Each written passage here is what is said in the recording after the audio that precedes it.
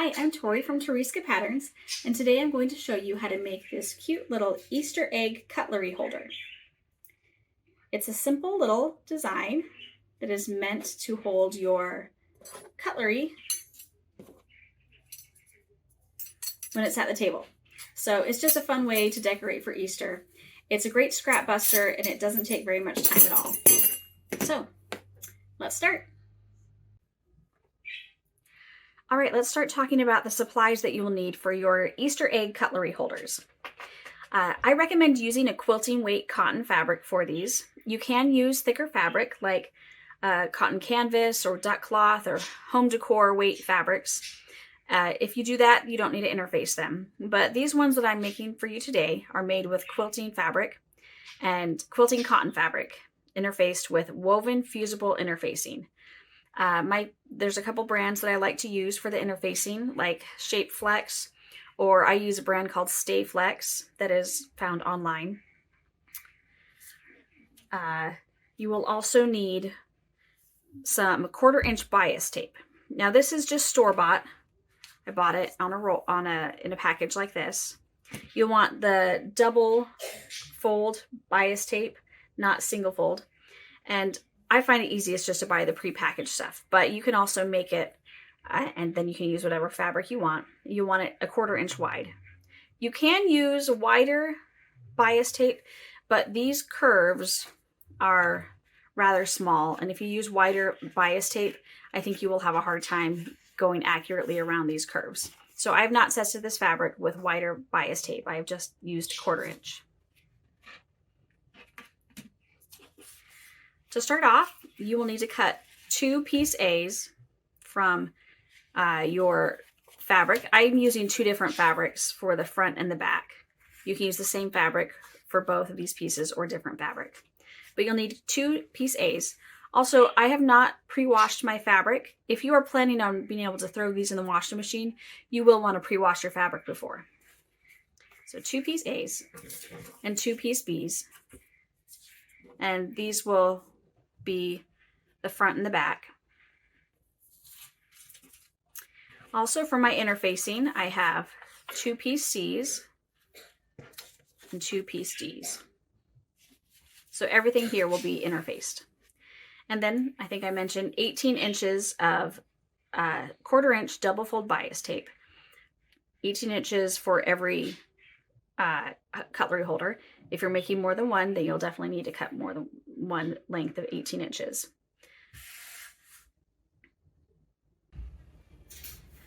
All right, if your bias tape came out of the package with some wrinkles, you might want to just run your iron over those wrinkles a little bit.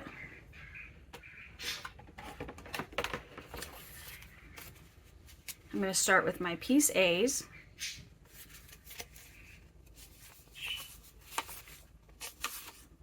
Piece A's. And they will be interfaced with the piece C. So what I'm going to do is match up. Part of this interfacing sticks out kind of like a little mushroom. So that's going to match up with this upper edge. And then there should be 1/4 inch of space left here. That's just to reduce the bulk when you are sewing on the bias tape.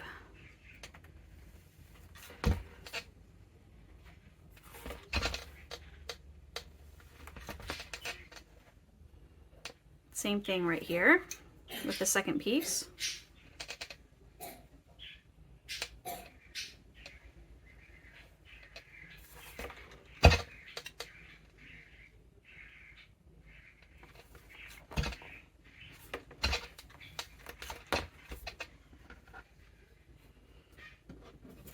And then I have my 2 piece B's and the piece D cracked egg piece and interfacing.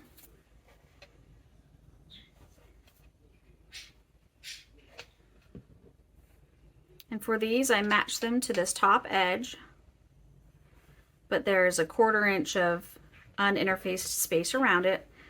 Same as with the other piece. We're trying to reduce the bulk around the edges where the bias tape will be sewn.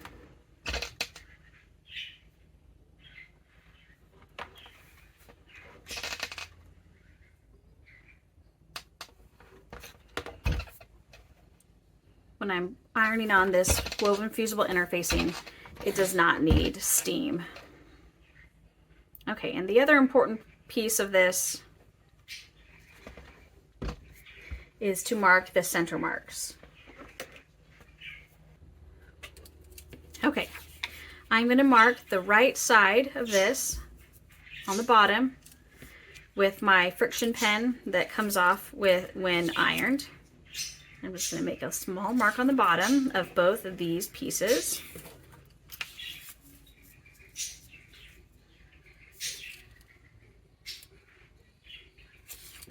And I'm going to do the same thing with my piece A for both the center top and the center bottom. I'm going to mark it on the right side.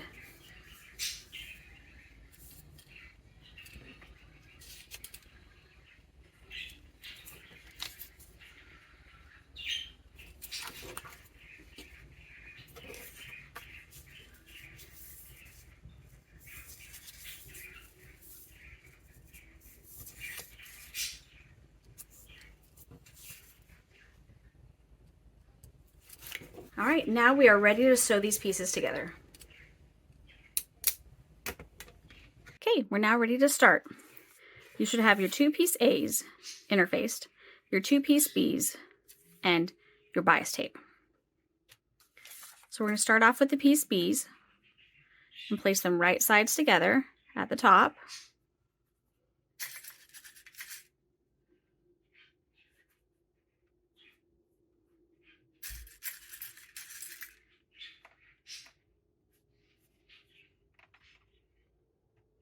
Okay. I'm going to press the button to keep the needle down. If you have that option, that's handy. And my seam allowance for the pattern is 1/4 inch.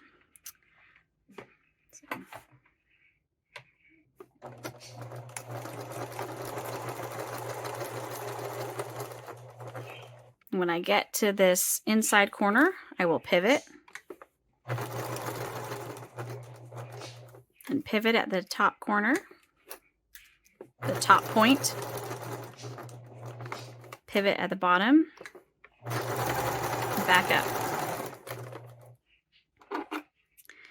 If knowing when to turn is difficult for you, you can even make a little mark 1/4 inch down from these points and corners, and that'll help you know when to make your machine pivot. It's kind of hard to see my thread because I used white. So then you are going to take your scissors and clip up to that corner, but not through the stitches. And for this point here, we're going to trim it off close to the stitches as well. Then we turn it right side out.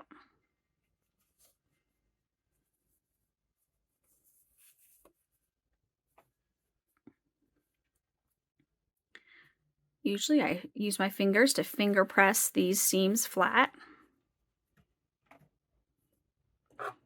And if you have something like this, a little point turner, you can push up the center point.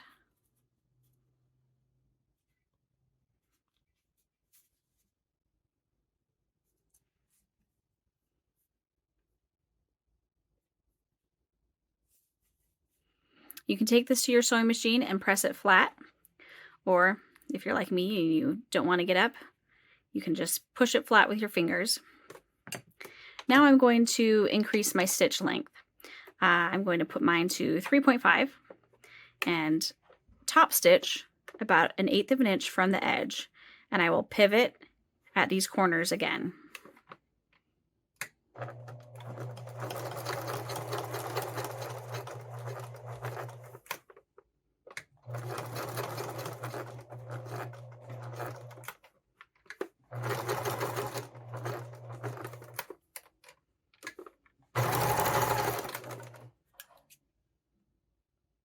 And when I'm trimming off these threads on the ends, I will also trim off these little extra bits of fabric sticking out, these little corners. All right, so that's what the top of my cracked egg section looks like.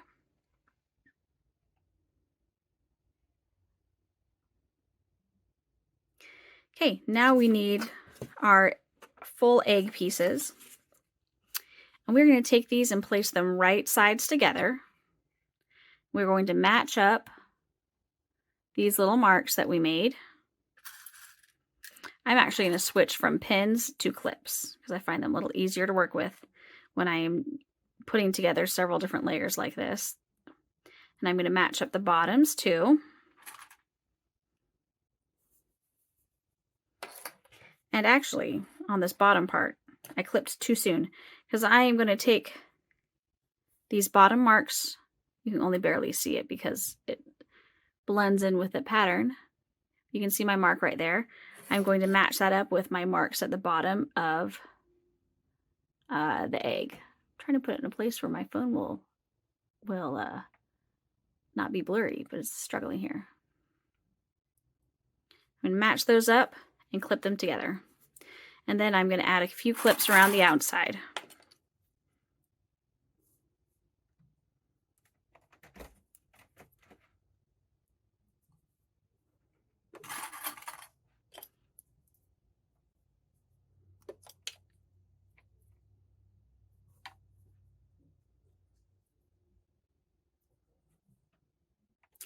Okay, and now I'm going to baste around the outside. That means I'm going to lengthen my stitch length even a little bit more to 4 or 4.5. I put mine to 4.5. And I'm going to do a basting stitch all the way around, and this is just going to keep all these layers together. But we want to keep it pretty close to the edge, so about 1/8 of an inch from the edge.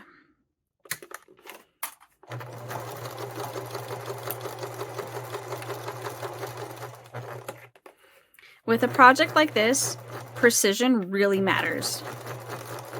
So precision in cutting, precision in putting the layers together, precision in applying your bias tape. So while I do consider the skills in this tutorial to be beginner level, the amount of precision does take some effort. And if you're new to sewing, you may have a hard time with that level of precision. But your results will be better the more precise you are.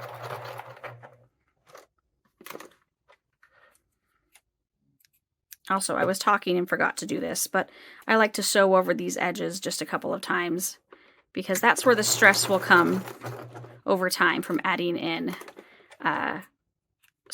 forks and spoons and all the different cutlery. I'll do one more time over here.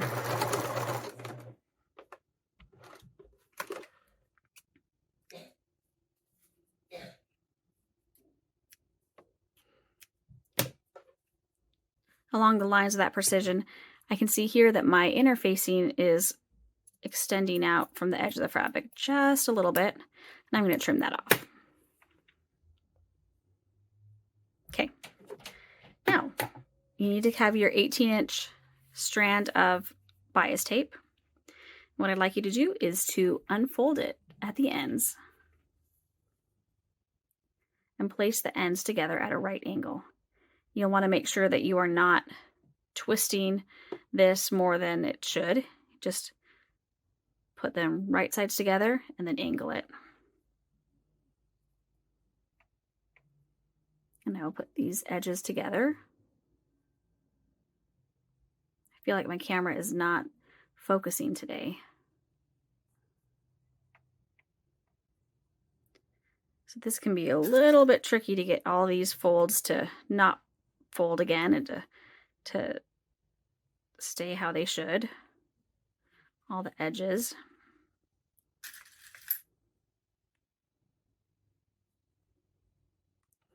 Okay, and what we're going to do is we're going to sew from this corner right here to this corner right here. We're going to make one loop of bias tape.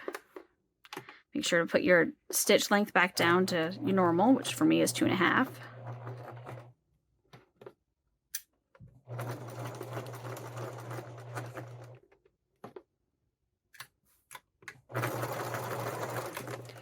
I chose not to backstitch because sometimes when you backstitch, your machine tries to eat it. So I did not backstitch. And then I'm going to trim off this extra end, leaving just a little bit of seam here. Now you can go take this to your machine and refold it with the, or not your machine, your iron, or you can do what I'm doing and just use your fingers and press the folds back in. So now we've got one loop of bias tape.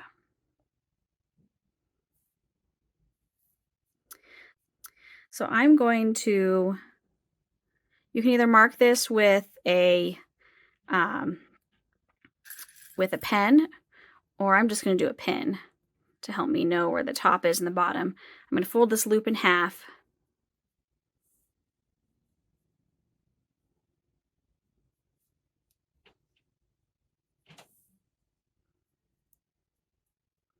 And mark either end somehow. There. Okay. Now, one thing you may notice is that with store-bought bias tape, one of the sides, one of the folds is a little wider than the other.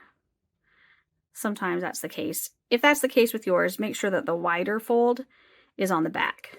It'll just help you to make it a little bit easier to put on there and to not have, it just makes it a little easier when you're sewing. Okay, so I'm going to take this and I'm looking, I can see where the pinhole is, and that's what I am aligning with my mark at the top. And you can use pins here to fasten your bias tape in place, but I do prefer sewing clips. I'm putting it on backwards to kind of flatten that bias tape. And then I'm going to do the same on the bottom. Make sure that you don't twist it. Mine is twisted.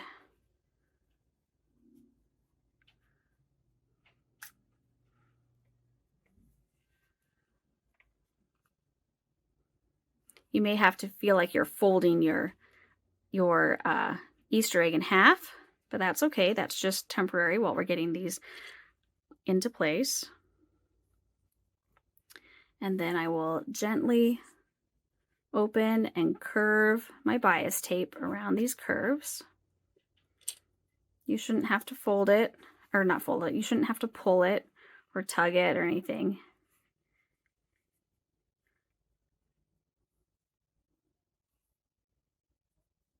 Just gently put it in place.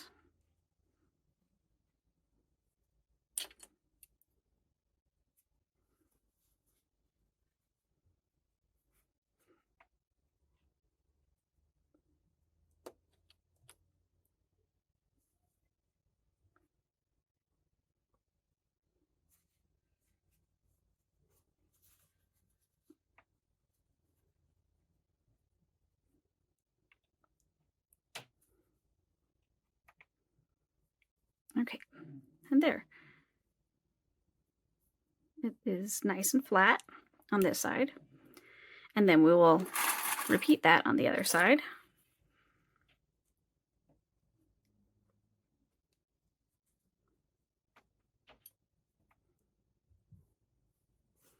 You can try going from the top too.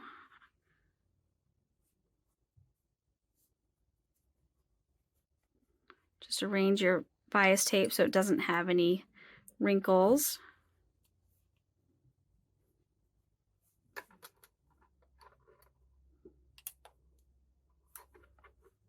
And if you do need to adjust it a little bit, this one looks like I need to adjust it just a little bit so it doesn't have folds or wrinkles.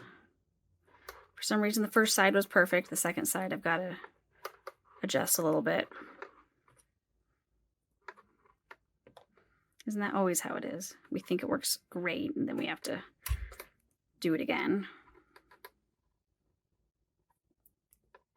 One thing I noticed is I've got a little bit of thread here from when I went back over that seam. And I'm going to trim these even closer to the edge so they don't end up sticking through my, poking through the bias tape. Okay. There. Looks like I might need to just adjust this just a little bit more.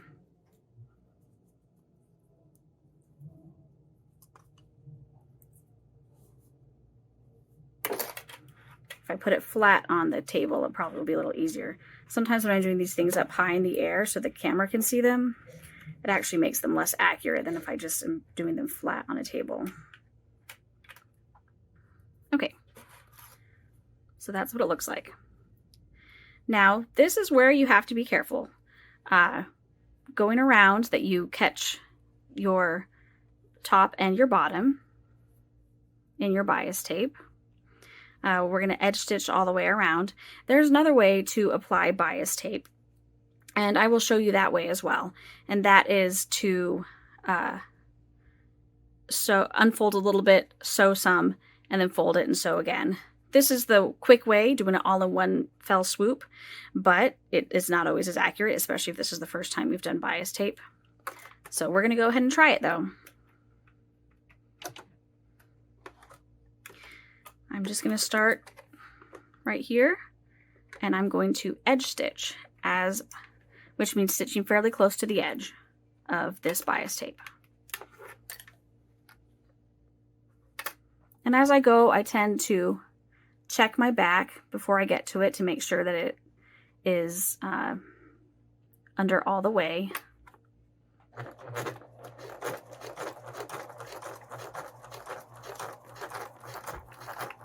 One thing I do is when I get here, I go back a little stitch and then forward. Again, just to help with where it might get some stress. Checking the back.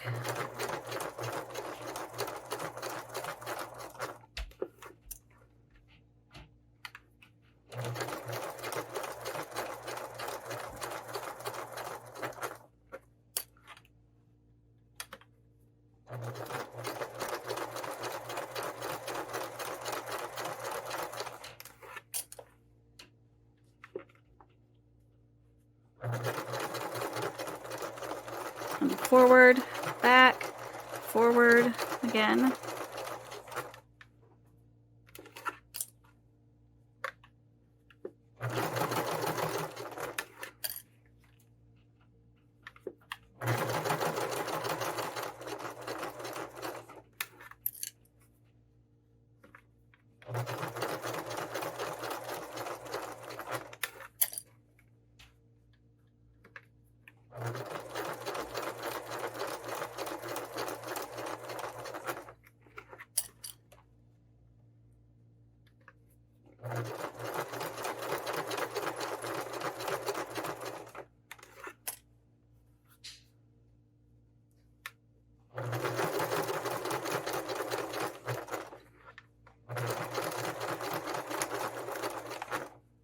Okay, and I finished going all the way around. I'm going to snip these, and I'm going to check the back and see how I did. Looks like I caught all of the bias tape, so that's good. All right, and believe it or not, we are done. That's all. I'm going to go give it a little press to make it flat, but then this will be complete. So there you go. You just sewed a cute little cutlery holder, Easter egg cutlery holder. I'm going to show you one more way to do the binding if doing it all in one go is a little nerve-wracking. So I made up a second Easter egg with the colors switched. And I folded this in half and marked the two ends of this loop. Now I am going to actually open up this bias tape, and I'm going to put this on the back side. You can do it either way, but I'm going to do it on the back.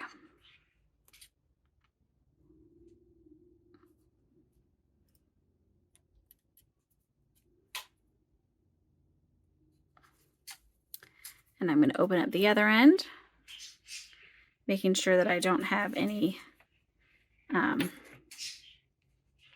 extra loops with this. And I am going to open it up all the way and match these edges up. This is where my pin was, and I'm going to match it up to this mark. And I did that on both ends.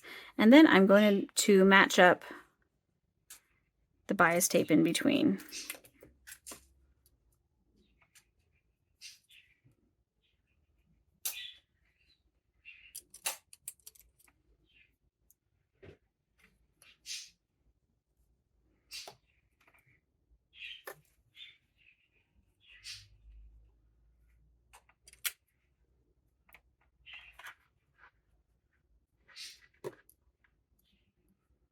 It's important to match up all the raw edges all the way around.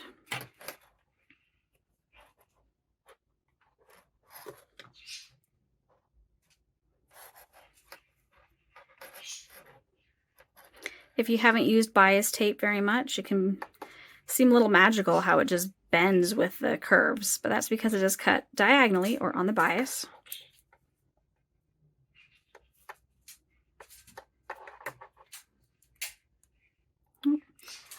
Had a broken clip.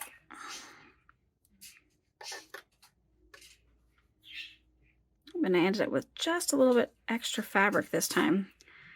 Like I mentioned before, the second side is always the fiddly one, even if the first side ends up perfect. Because bias tape has just a little bit of stretch since it's on the bias, sometimes we just have to readjust how we're pinning it. Okay, so now we are going to sew in that fold all the way around, that very first fold.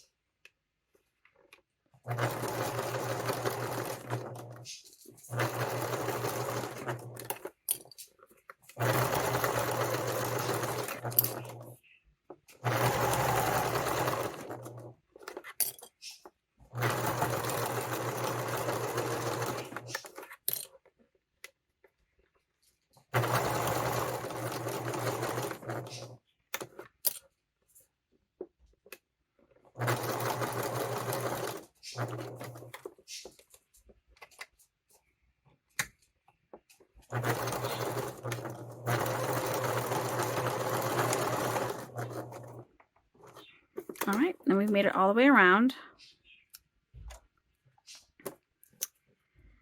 And we're going to wrap our bias tape around to the front.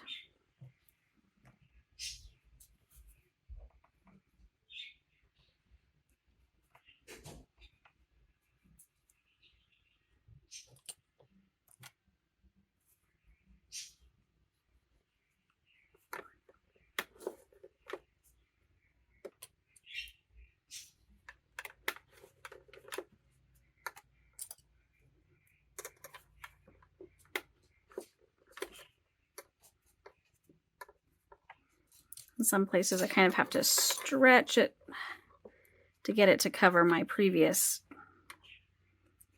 stitching. This is why this is not my favorite way to do bias tape, but sometimes it helps in a project. I sew a lot of bags, and sometimes you just have to go around twice, even if you only want to go around once.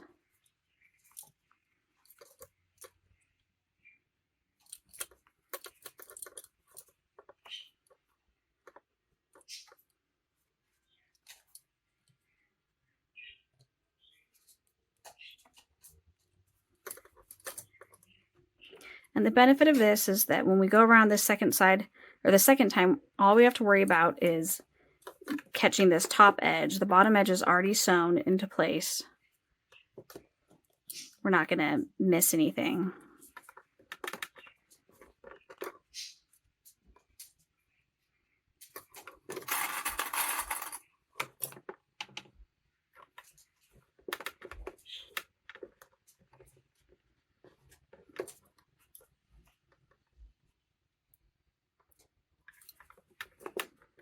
In some places, I think I'm kind of unfolding it to have it reach and cover this previous stitch. I'm showing you this alternate way because some people might prefer it.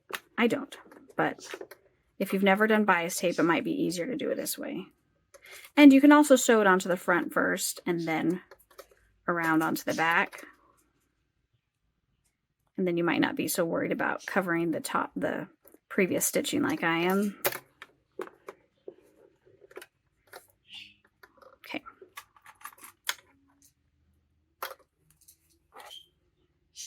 And now I'm going to edge stitch all the way around, and I have lengthened my stitch.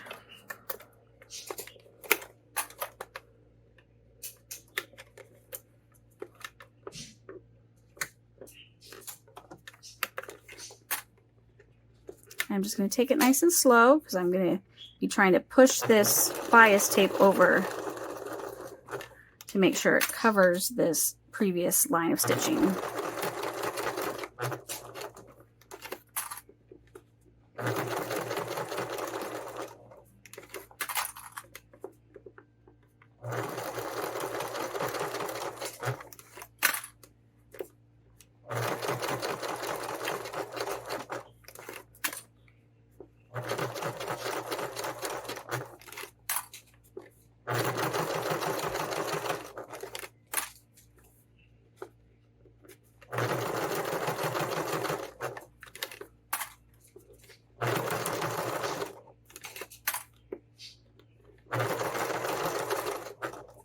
Forgot to go back and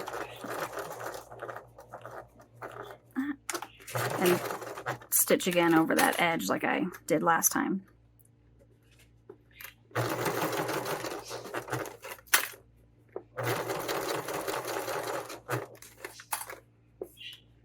And it's always easier to get the bias tape to wrap around on the thinner parts like this.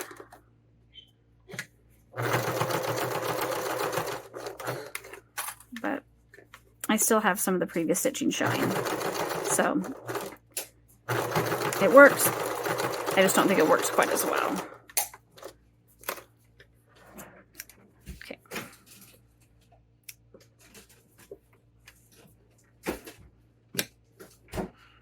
So you can see there's a few places where my previous stitching shows. But that might not bother you. It's not super obvious. And then on the back, it might wander off the bias tape a little bit, like right here. But that's okay because with this method of bias tape, because you sewed it onto the back first. So it still needs to go get pressed flat like the other one. But now I've showed you 2 ways to finish your cutlery holder. So here are the 2 finished cutlery holders. They're really cute when they have all the forks and spoons and knives in them. And you can add it to your table for a little bit of festive Easter cheer. I hope that you enjoyed making them. They're a nice little scrap buster and they don't take very long. And before you know it, you can whip out enough for your whole family. So I hope you enjoyed sewing with me today. Thank you for sewing with me today. I hope you enjoyed making your Easter egg cutlery holder. And they're so fast and easy to make that I hope you have fun making more than one. Make sure to check out my website at toriska.com for more patterns and free tutorials. Thanks.